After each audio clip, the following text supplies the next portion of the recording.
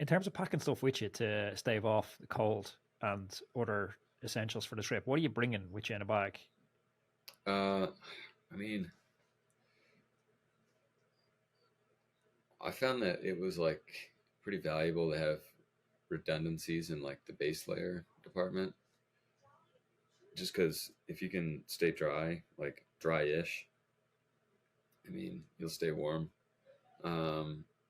The Are you big sitting thing, down, like, you're going to a stage race and you're kind of sitting down and you're basically planning for every weather eventuality and every other eventuality you might encounter and throwing everything into the bag? How do you balance planning for every eventuality with the reality that I have to carry all this luggage myself?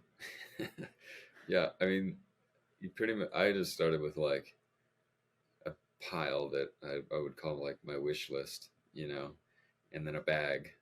And then you're like, okay, wish list needs to add up to this volume. And you just like, okay, well, I guess I'm getting rid of that. I guess I get rid of that. I mean, yeah, there's a few things I got lucky with. Like, I only brought one pair of gloves. Some riders take like a lot of different types and, you know, thicknesses and, stuff for wet weather and cold weather. And I was just like, these are pretty warm and they're not too bad when they're wet. And, but I mean, I didn't wear gloves like when it was warm out at all. And, my hands were pretty chafed by the end. But And also when your hands doesn't work anymore, so maybe not the yeah, so I don't know best if it was a person to good get glove idea. advice Yeah, from.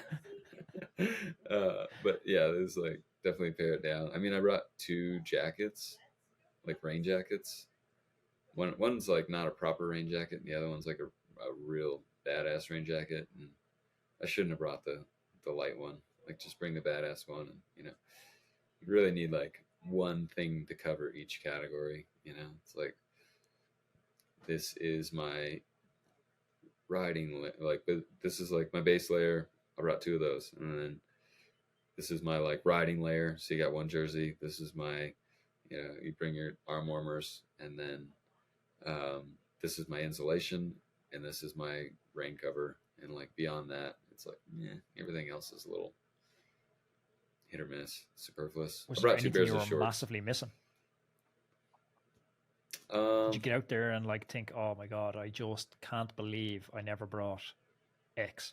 no, I do think that's something too that I think a lot of people kind of realize relatively soon, is like, it's just like, man, I don't need so much of this stuff.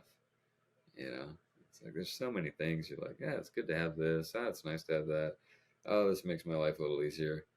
But there's a lot of stuff you're just like, I don't need this. I don't need that. Like, what do I have this for? Like, I stink anyways. Like, whatever. Like, the two pairs of shorts though, I think was pretty.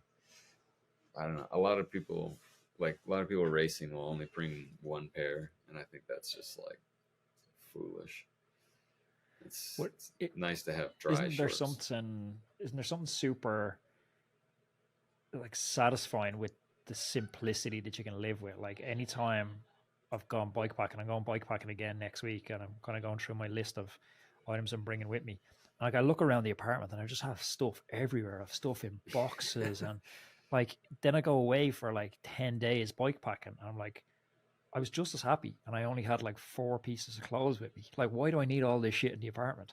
Totally, totally. It's funny because I've been experiencing that on like a lot of different levels this year. Like bikepacking for sure. Like, came back from Tour Divide and I was like, look at all this shit in my house. What am I doing? But then like, we've been traveling to a lot of these races this year, like as a family. Like, I bought a travel trailer. Oh, awesome. And it's not a little unit. I mean, the thing's like 27 foot long, and the truck is like 20 feet long. So we got a bit of a big rig going out there. So yeah, I don't want to preach too much on simplicity, but like, we'll live out of that thing, happy as clams, like totally comfortable for, month plus, and then you come back and you're like, why do we even have a house? We don't need a house. What do we have a house for? we cut this all down. Let's get rid of the house. Today's show is sponsored by The Breakaway. A few years ago, I saw a huge gap in the market for an app that was like a cycling coach in your pocket. I knew AI was ultimately going to be the best coach in the world. I spent about 2 years of my life trying to build this, but unfortunately it didn't happen. Ever since then, I've kept a really close eye on the AI space to see if anyone else could succeed where I failed. The Breakaway app caught my attention a couple of months back because Christian Van der Velde, yep, the same Christian Van der Velde who got fourth in the Tour de France, is one of the co-founders for The Breakaway. And it seems that at The Breakaway, they've created the ultimate cycling training companion and they're bringing low-cost coaching to the masses. You'll know from listening to my podcast that my pet peeve is when cyclists head out the door with no plan, no goal, and just roll around with no objective. Please don't be that guy, I implore you. The Breakaway app looks at all your historic training data and it builds training plans around your strengths and weaknesses, so you always have the perfect training session. They also have integrations which I'm really excited about. Whoop and Oura Ring. The reason I previously ditched my wearables was because the data didn't really inform my training. Well, now it does.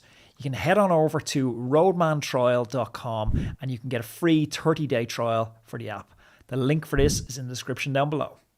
You know, there's also something super satisfying about... I was trying to deconstruct why I've always been so happy when I'm bike packing. Yeah, you're with the lads and it's good fun. You're riding your bike and going for a few beers. Who's not happy about that? But when I was digging a little bit deeper, I reckon it's, in my days anyway, I'm not projecting my day onto you or anyone else, but it's difficult to call any day a win. You have a to-do list, but I never get to the bottom of my to-do list.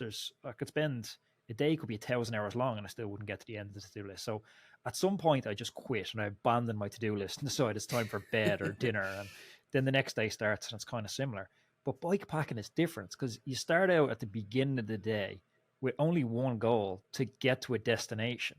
So you like open the loop in the morning and then you get to the destination, you close the loop. And then it's like, whoa, I only had one thing to do today and I got it done. I'm very satisfied with that. It's just like, I'm very happy doing it. Yeah, it is. Yeah, the to-do list, man. Sometimes I feel like a failure if I don't add things to my to-do list at the end of the day. You know what I mean? You're like, if I'm not like expanding the to-do list, I'm failing on some levels. And you're just like, man, that's a heck of a wheel I jumped on. But yeah, I don't know, the simplicity of it. I also think like humans are meant to just travel long distances. You know, like.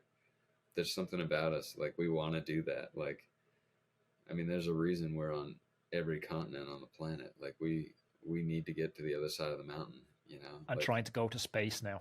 Yeah, exactly. We're like, this planet's not big enough. Like we have to move. But like, we just have this need, you know, to go. And I don't know. I feel like on a lot of levels, bikepacking sort of satisfies that. It's like, where am I going to get on my with like my little body? Where am I going to get today? I don't know. You feel like some kind of ancient messenger or scout or, you know, like some kind of pilgrim, you know, just like, here we go. Let's do this, you know. If you enjoyed this little clip from the podcast, you can check out full episodes of the podcast on any podcast platform, Apple, Spotify, or wherever you get your podcasts. Also, you can click up here for another video that I know you're going to love. And don't forget to subscribe to the channel. See you next day.